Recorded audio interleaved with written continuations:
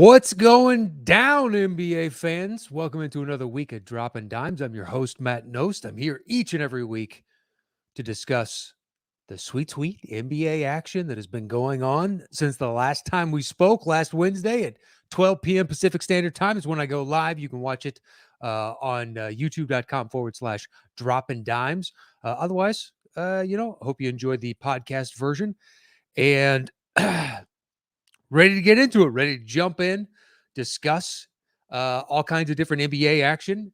And so we're 7 to 8 games into the season so far, right? A tenth of the way ish in that ballpark. Um, so the sample size isn't quite what we need it to be to really get into the meat of this and and figure out what is what, but you can start to visualize and see the trends that might be able to persist um, from now going forward.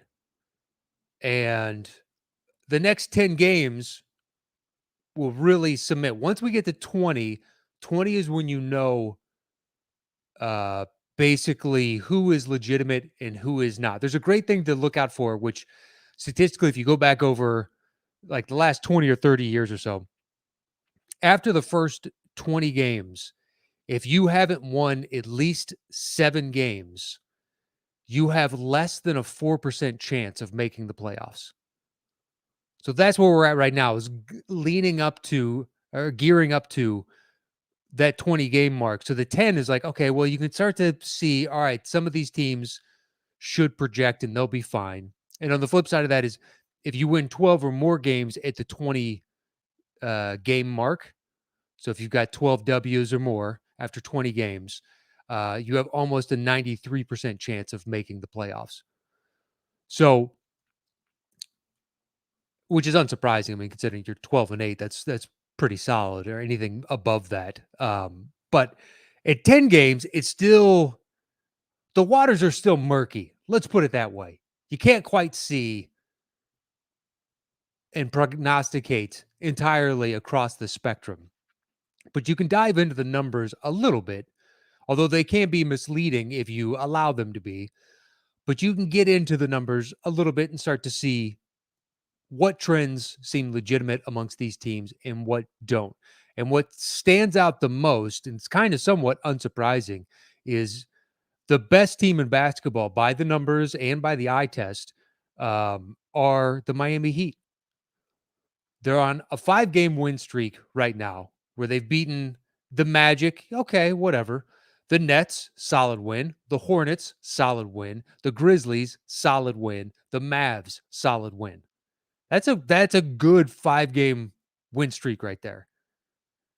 And by the numbers, they're the second best offense in the league right now. They're the number one defense. Their net rating, so the difference between those two is how many points they score versus how many points they give up, is I think 5 points above everybody else. Hold on, I can look. 4.3 points. So their net differential is 16.4.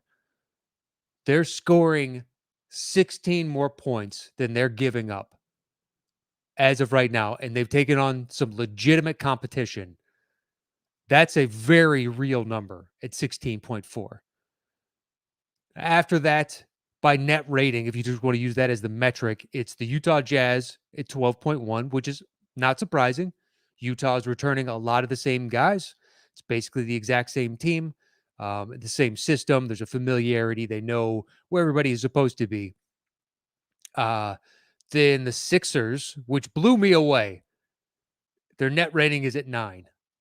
Then the Bulls, 8.7. And to round out the top 5, it's the Warriors at 7.8. And then it drops off by 3 points to the Knicks at 4.5, the Raptors at 4.3, the Hornets at 3, the Wizards at 2.3, and then the Nuggets at 1.9.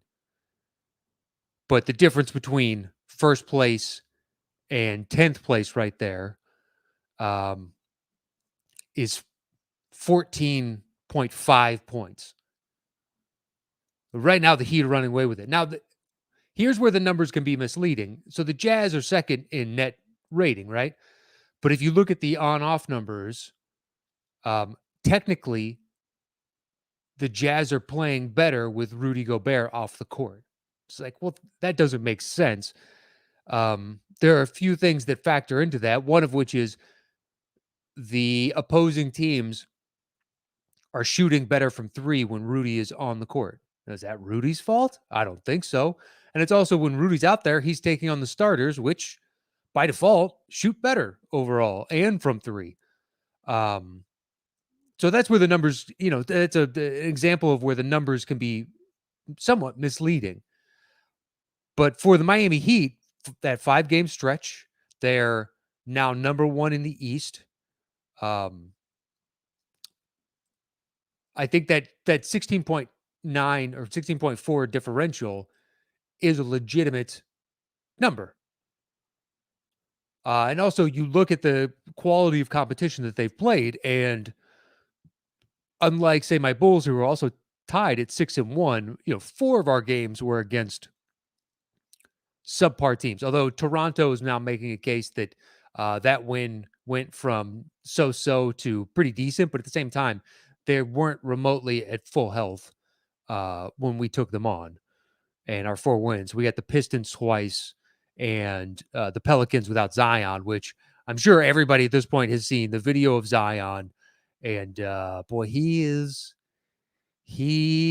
apparently enjoying the cuisine in New Orleans, which I've got family from Baton Rouge, and I can tell you this much: the food is delicious in that neck of the woods, and it is also terrible for you. So hopefully, it's more so a function of he can't exercise as much, and he's still taking in the caloric intake that he was, eating when he was running around nonstop and playing each night. And it's not really indicative of him unhappy with the current situation in New Orleans and just basically eating his way out of playing time. Um, but there are accounts coming out. It was over the offseason that Zion was none too pleased, and there's dysfunction in the front office and questions as to the free agency moves, letting certain guys walk, and like Lonzo, and trading for others, giving up draft assets, and cobbling this team together. But anyway, that's neither here nor there. I'm not here to talk about Zion and his weight fluctuation, or the New Orleans Pelicans for that matter. They're at the bottom of the West, and it's where I assumed they would be. But I'm not infallible on this. I didn't think Philly was going to be this good. But we'll talk about the Heat to start out, and we can get into a little Philly discussion and some of these other teams near the top. But so Miami has the numbers on offensive, defensive ratings plus net rating. But they're rebounding the ball really well. Their true shooting percentage is really well. They're getting to the line a nice amount. And Tyler Hero might have officially made the jump. He's playing 31 minutes a night coming off the bench. So he is making a case for 6th man of the year. 31 minutes is a healthy amount of minutes. Plus, he's averaging 22 points, 6.5 boards, and 4.5 assists coming off the bench. That's pretty stellar. And then you look at someone like Lowry, their newest addition, and it's a night in, night out situation. It seems like where he is more than content to not shoot the ball. His attempts per game on field goals is the lowest it's been in like 11 seasons. And I think, when you have Tyler, who's averaging a decent number of shots, and Bam, Jimmy, Duncan Robinson, like they've got shooters on that team for days. So Lowry doesn't need to pick up the slack there and take as many shots as humanly possible. And it's a very nice role for him where he can just kind of be out there to be the floor general and direct traffic and find guys in spots where they need it and just be kind of the steady leadership to add to their overall poise that they have, having made the finals already as a very young team. And right now, they're the team to beat in all of the NBA. I think they're by the numbers, but I mean, when you have a 5-game win streak where you've taken down some very good teams on that win streak, and in a lot of these pretty handily. I mean, the Mavs last night, the problem is when Luka is not either on the court or the focus of the offense, they look pretty terrible. And I think 3 separate times this season, the Mavs have been down by 20 in a game. Now they're sitting at, I believe, 4-3. I can look real quick. So it's not the end of the world. Yeah, they're 4-3, which ties them for 4th place in the West. But it's so early. I mean, the Lakers, everybody was throwing dirt on their grave last week, and now they're at 3rd place at 5-3.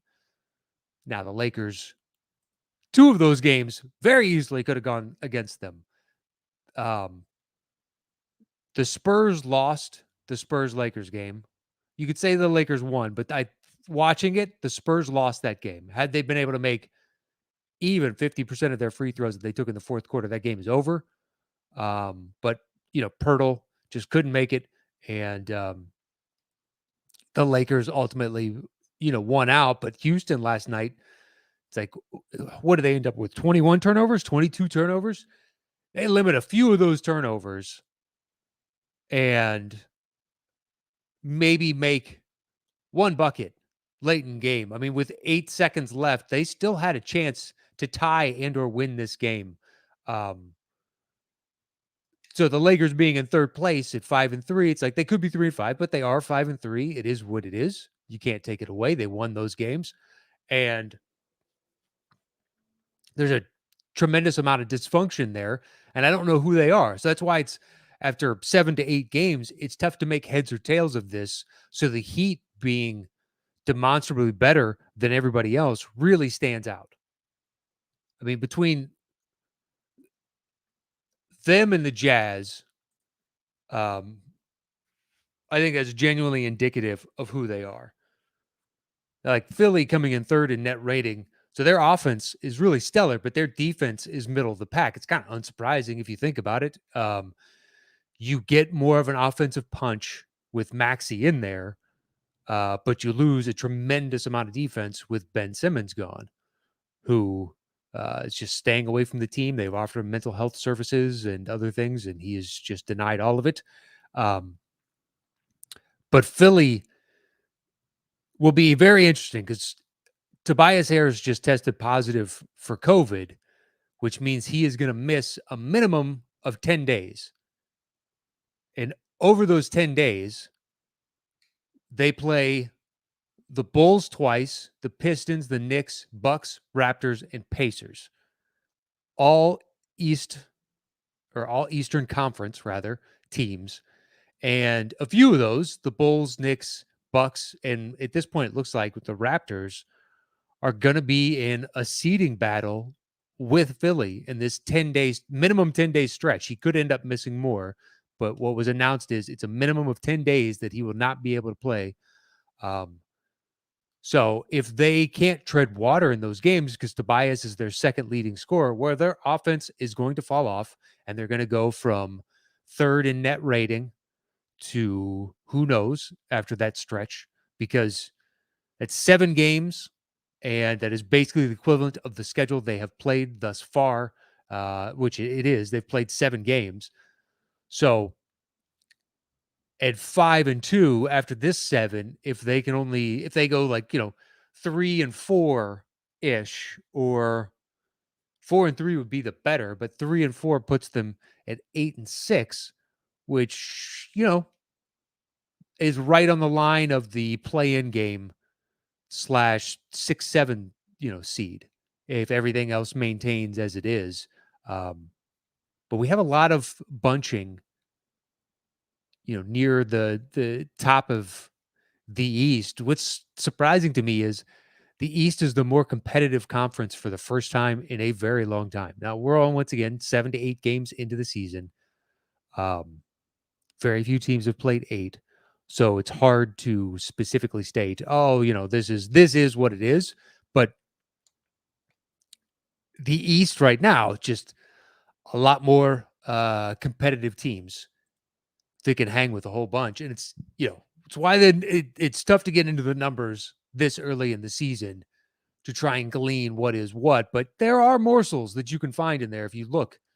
And I think the Heat's numbers are legitimate, and so are Utah's. And then after that, it's like, I'm not sure yet. I think there needs to be a little bit of time. All right, so let's check in with the chat really quick. Mild Mannered Comic Nerd starts us off and says, hi all, that Laker game was crazy. The Lakers have had a number of crazy games this year. That Oklahoma City game, that was crazy. That San Antonio game, that was a little crazy. They've been in way too many close games with teams at the bottom of the conference. And then this party's over, says Carmelo for sixth man of the year. He's making a case.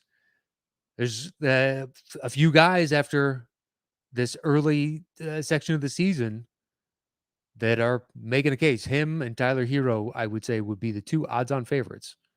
I'd have to dive a little deeper, but they're having the most impact. I mean, I started looking at the on-off numbers with the Lakers, but once again, it's tough to make heads or tails. I can tell you this much: the only on-offs that I think you can actually take some merit away from is their starting five versus every other lineup that they run.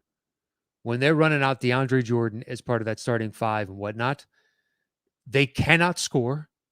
Their offense, I think, ends up as 28th in the league. And then their defense, they're not stopping anybody on defense.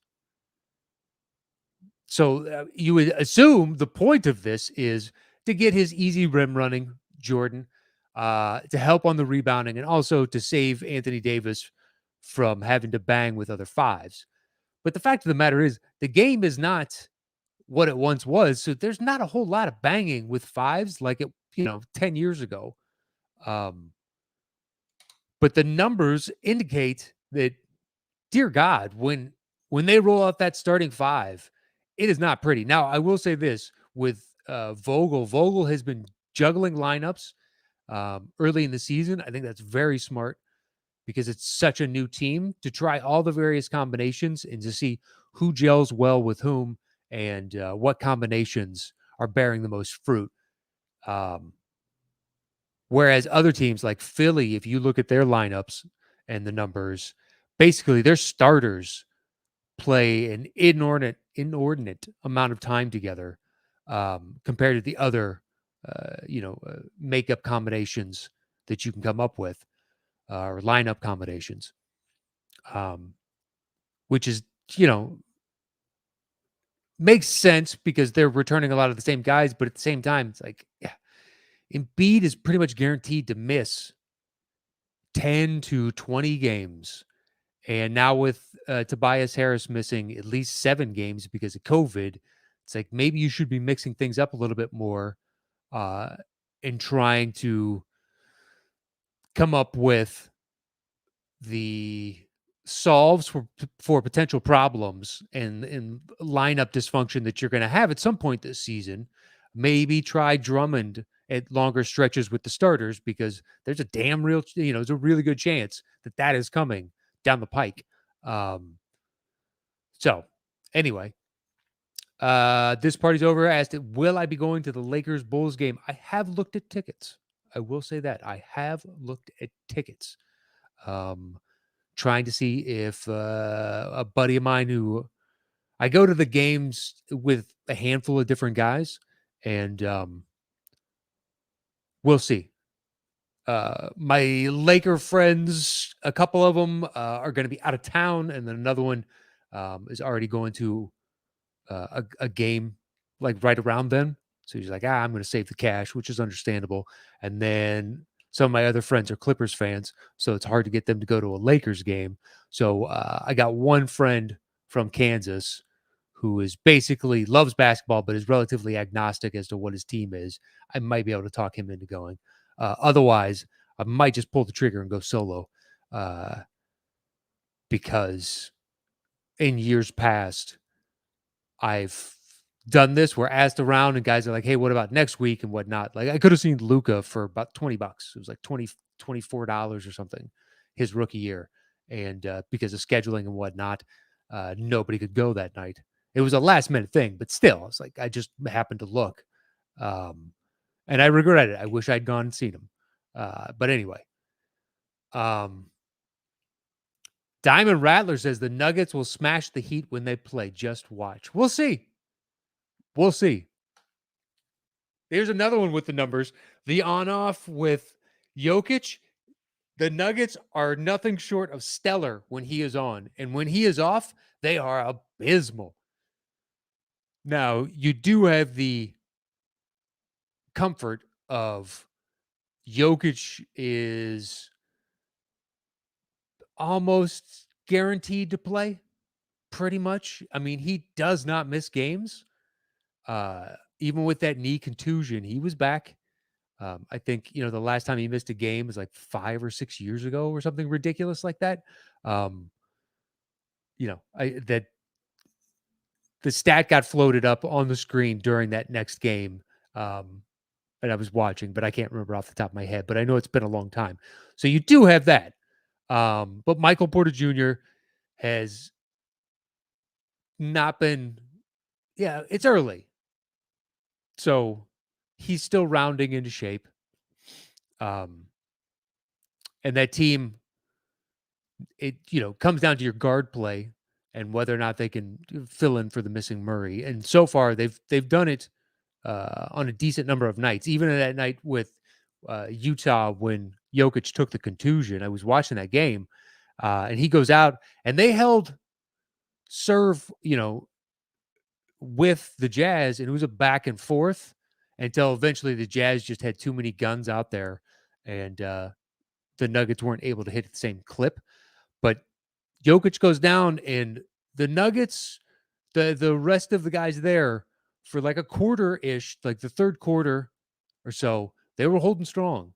And it was a very positive sign when you lose the reigning MVP and your team does not fall off a cliff after also being down, your second best player. Um, so this team is looking pretty sharp as of right now. Johnny Shoemaker says, where do you think the Bulls end up in the playoffs? I think a top 4 is very possible. Miami, Brooklyn, and Milwaukee are the only ones that put above them possibly at this point. Once again, I think it is still very early. Very early. One thing I didn't see, because I had them finishing below the Celtics, is the Celtics, the woes right now. There's the partial Marcus Smart quote that's going around that if you read the full excerpt actually sounds pretty good, but the excerpt that the people have been sharing around is basically saying Tatum and Brown are shooting too much and they need to pass more. That's the condensed, Reader's Digest version of it. And if you read the full quote, it's him saying, basically, we need to pass and get other guys involved because late in game, we're going to need you to take the shots that you're taking right now. And it's kind of good that you're getting the practice on these tough shots because the late game situations where we're going to need you to shoot are going to be shots just like that. But if a defense can scheme for you guys being the only offensive threats, then our offense, of course, is going to be stagnant and predictable. So we just need to vie away from that and get a little bit more fluidity. But, Brown and Tatum are still the focus of this offense. They are still the horses that we are going to ride to any kind of relevancy. And in no way was Smart asserting that he needs to be shooting more and be more of a focal point of the offense. I think his point is well-founded. I agree with him. If the offense knows entirely, or the defense rather knows entirely what you're going to do, it makes it infinitely easier to game plan for and shut you down. Especially when Tatum, is hoisting 20 some odd shots and he's only getting to the line 2 to 4 times a game.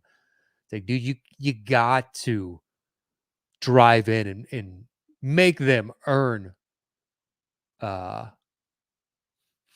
those defensive choices that they're making. If they're going to choose to trap you or double team you or, um, flash to go over the top of every screen and all that stuff and consider you the threat at all times, you need to get your other teammates involved and find the other individuals. And the same holds for Brown as well. They're both shooting a lot of times. And if they're not hitting at a high enough clip, uh, it just kind of tanks their team. But it's weird to watch. I mean, this team, you figured with two guys that are all-star slash, borderline all-star slash borderline all NBA type guys, on the beginning part of their primes, that is a recipe for a tremendous amount of success in basketball. Um, so if they figure it out, I think they can contend with the Bulls. Yeah, I mean, but the Bulls right now, technically, we're the second best team in the East by, record.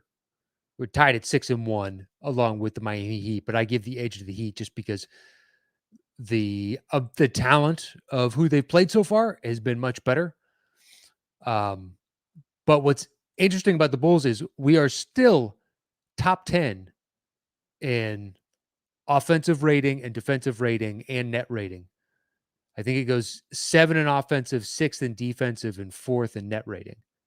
Although I said the net rating earlier, so I can tell you that in 2 seconds. Yes, we're 4th in net rating with 8.7, which is legit. And when you watch this team, I mean, that comeback against said Boston Celtics was just chef's kiss thing of beauty. Years past, man, would have been just basically resigning myself to, all right, that's another loss. Let's just pick ourselves up by our bootstraps and we got to move on to the next game. And they fought with resiliency, and losing Pat Williams for the remainder of the regular season. If we make a playoff push, he can come back. But at that point, he will have been, he's out of game shape and he's not up to speed along with the rest of the guys. So will we be able to make up for his loss? Because what he gives us is flexibility for matchups and switchability on defense. Because of his size and length and just intensity, he could D up so many different people. Now, Caruso can go in and be that, spark plug type guy, and he's still doing it. But there is a size, difference between him and Pat Williams and the type of guys that Caruso, will be able to consistently D up. Now, if you watch enough games, like you'll see him go up against 4s and sometimes 5s because they'll, do switches and whatnot to try and isolate smaller players.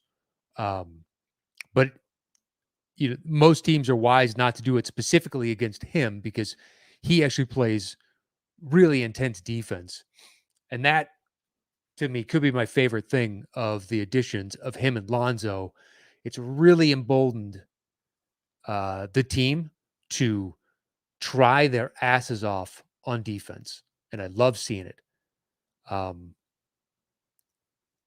the other thing that I'm happy about is we are limiting, but we've tamped down on our turnovers, which was a real Achilles heel last year, especially for Levine. God, last year was like, dude, you gotta stop turning the ball over so much. And that to me was the difference of him being, when he made it into the All-Star game, I was happy for him, but simultaneously, I was like, this would be a no-brainer to me if you could have just shaved a few of those turnovers off a game. And by a few, not even, if you just one and a half over the course of, when you have the ball in your hands that much, turnovers are a guaranteed certainty. But it's just trying to be a little bit wiser with some of your passing. It happens to everybody. You're going to get picked off when you're one of the primary ball handlers. But for the Bulls, I mean, they're an interesting team come playoff time. We have you know, a solid amount of shooting. I think our biggest problem is depth, and it's now especially with Pat Williams going down. We don't have the depth that other teams do. Um, Now, in the playoffs, your rotations limit down to 7 or 8 guys anyway. But if there's another injury, depending on who it is, but if there's another injury to somebody on Pat Williams' level, this is going to get dicey pretty quickly just because of the lack of depth on the team. There are other teams that like you could lose a couple frontline guys and it doesn't matter because they can plug and play with a number of other individuals. But I do think the Bulls are genuinely interesting. And the fact that, you know, I said on last week's show, it's like the stretch coming up is where I've been looking for it. As soon as I saw our schedule overall and I start going through, I don't know if you do this, but I do a mental tally. I'm like, I think we could take that one. I think we could take this one. All right. That seems like a loss. Uh, I had, the first four, I figured we were going to win. Maybe split with Detroit. I don't know if I would have put us specifically 4-0. But I do have Detroit pegged as one of the bottom teams in the East. And poor Cade Cunningham is already getting dragged a little bit. He's had a tough two-game start. As someone pointed out on Twitter, statistically, this is the worst two-game start since Anthony Bennett. But, he didn't start the season, missed the first few games, played a game, and then sat the next game, and then played the next game after that. So it's not like he's coming out of the gate with a full training camp and been playing with guys nonstop and is at 100% health. So I think you need to reserve judgment much later on in the season. It's also, a rookie, and game speed is different, especially at the guard position in the NBA. Very few come in and just light it up from day one. Bigger guys, I think it's, can be aspects of it can be easier. I think the defense for the bigger guys is harder at first as opposed to guards, but the offense is easier. And flip side is true for guards. Offense seems to be a little bit harder, and defense may be easier because they've been D'ing up guys this size. Whereas on for your bigs, it's like how often have you gone up against another 7-footer night in night out who is just as athletic as you? It's pretty rare. Even on the AAU circuit. It's like now we're getting the cream of the crop internationally. This is a different animal. But so these three games, a close one with the Knicks, a solid win against Utah, and then a big, huge comeback win against Boston. I really like the direction of this team. So Johnny Shoemaker then follows up with Lakers Melo's a different beast. He's never been this open in his career. They haven't even played Ariza or THT yet, so that's even more offense coming their way. Exciting season so far. Yeah, but then where do you make room for these guys? Malik Monk is getting heavy minutes. Are you? Does that mean then that is it Wichita State? Where is that kid? Austin Reeves? Does that mean you're going to play less minutes for him because he's been a nice little spark plug for them? Coming in, doing all the, whatever you need him to do. Am I in here to set screens? And I am setting the best screens I possibly can. Am I in here to shoot threes? I'm going to shoot as wide open a three as you possibly can. It's the type of player you really need on a team like that that's just happy to do whatever is needed of them. But I mean, getting THT, I think, is a genuine bonus. Ariza is another older player to throw into this mix, and they already have a glut of older players. And where do you make room? Whose minutes are being sacrificed, and how is that going to help with the demeanor of the team overall?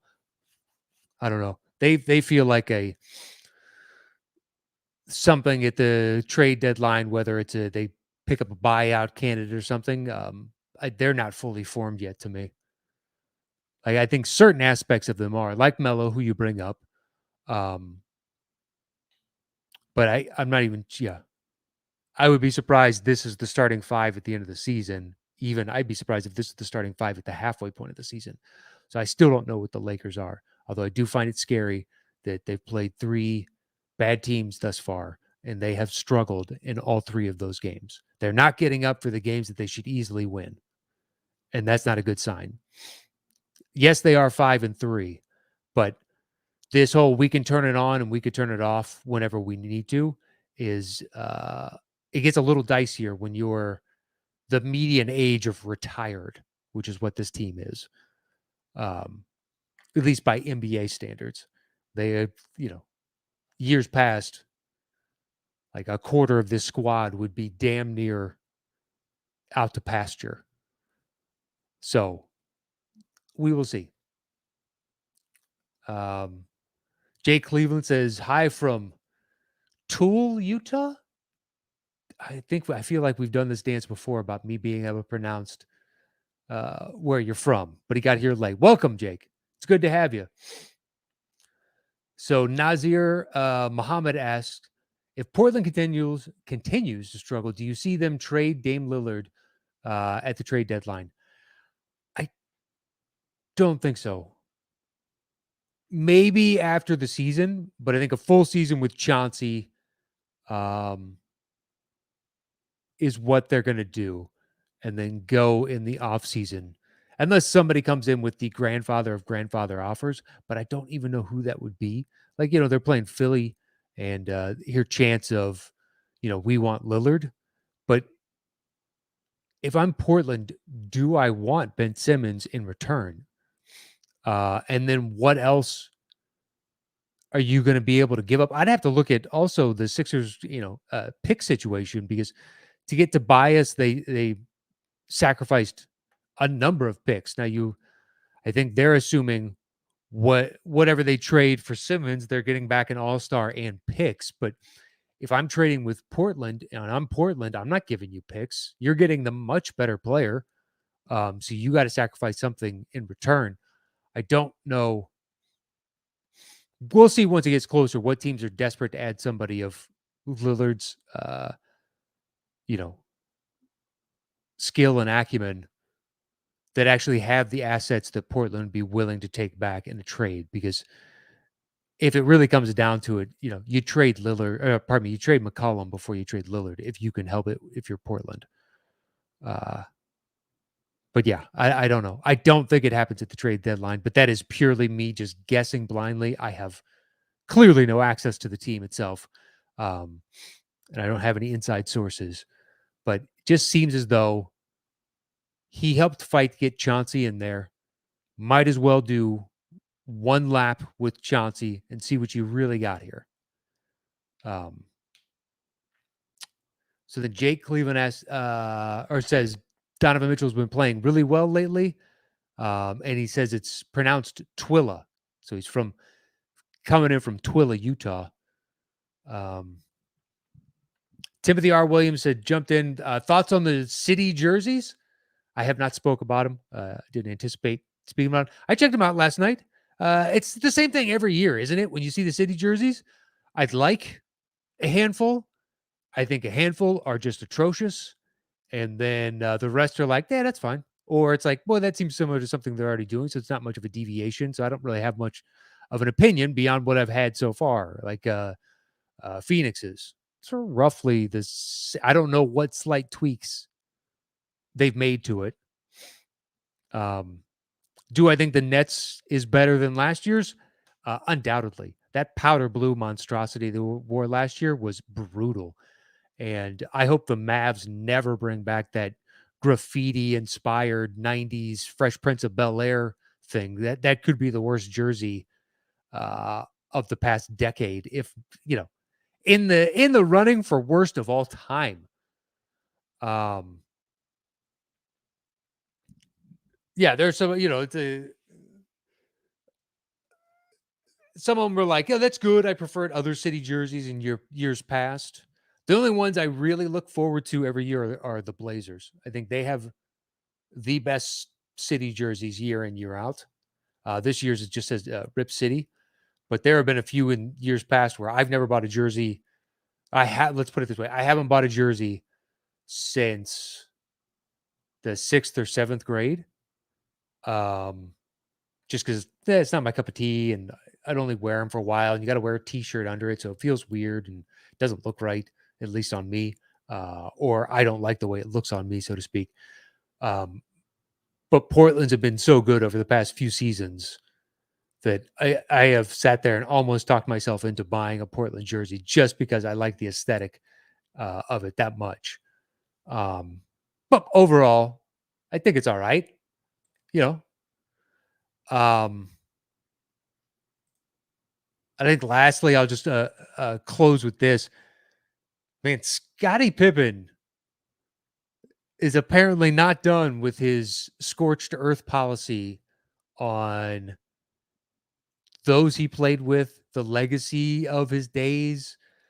I don't know if you read that excerpt from GQ that was floating around yesterday. But by the end, I mean, he emasculates Paxson, talking about he closes the article with, yeah, and he was crying. And basically, I didn't want to hear it, but I just let him continue to cry. And then we finished the conversation, and I was happy to be done with it. Um, it's like, Jesus, man. Everything about him, talking about Mike disrespected him. I don't know what you anticipated from Mike in this. He also did say at one point in there, there would be no Michael Jordan without a Scottie Pippen. He gave you a decent amount of respect, but if you didn't think this was going to be a Jordan-centric documentary when Jordan is a producer and Jordan is signing off on this and Jordan has final cut, it's like, if you made Scottie Pippen's The Last Dance and it was Scottie-centric, it'd be the same, be the same thing, just replacing one person with the other. I don't know what you anticipated. So, but he's been in a bad place for months on end. He's gone through a whole lot of personal struggle, and that's obviously influencing. But you can go and watch. He had like a 35, 40-minute interview with Dan Patrick, and he is, I mean, just does not give a flying about anything, and not in a fun, irreverent way. In a, man, why are you so salty? You're a Hall of Famer. You're now, you made the 50 greatest players of all time list. Now you made the 75, which means when they do this 100, you're going to make the 100 and you're going to go down as one of the best players that's ever played the game. Uh, you made a decent amount of money. I mean, all things considered, when you look back at his contract, he got lowballed at various points. And they bring it up in The Last Dance. But since then, with the various branding deals and whatnot, you've made good money. You've set your kids up. It's just tough to watch. Yeah, mild-mannered comic nerd says he did think that they were friends, but after the documentary, I just understood that they were teammates. Yeah, I mean, I've read well, not every, but I've read a ton of Bulls books from that era and behind the scenes, and I knew they weren't best friends. Because Jordan has a very close, tight knit group, and it was rare to see any of his teammates elevate to the level where they'd be considered. But just the saltiness that Pip has, it's tough to watch, man. I feel bad for him as he's doing all of this. I just want him to pull out of the tailspin, and hopefully when he does, everybody around him and the basketball community at large is understanding of he was going through one of the toughest patches you can, especially as a parent that loses a child too young. Um, and then also, your wife was out cheating on you publicly while you were still technically married, and just throwing it in your face at various opportunities too, and with high profile individuals. It's just like one after the other after the other. So um, it's just not. I don't know. I hope things go better for Pip. I really do. Um, but that's the sad note. Apparently, we're going to end on today for Dropping Dimes. So by next week, we'll be at the, 11, 12 game-ish mark. Start to have a better idea. I'll probably switch over and talk about some more Western Conference teams. Since today I focus so much on the Eastern Conference. And as we get into more of the meat of the season, then these shows will probably end up going back to their regularly scheduled, hour-ish, if not a little bit over times. But because it's so early, it feels speculative to jump in too deeply. But that is it for Dropping Dimes this week. Thank you to everybody that joined me in the chat. A lively chat once again. If you want to join in on the chat, you can watch live each week. I start at 12 p.m. Pacific Standard Time each and every Wednesday over at youtube.com/dropping dimes. And otherwise, you can find it on any podcast feed. Just search for Dropping Dimes, and you'll see a little cartoon caricature of me scratching my basketball brain. And that is it for today's Dropping Dimes. Follow me at Matt Knost. I'll see you guys next week with another edition of a sweet NBA action. Until then, stay safe out there. Adios.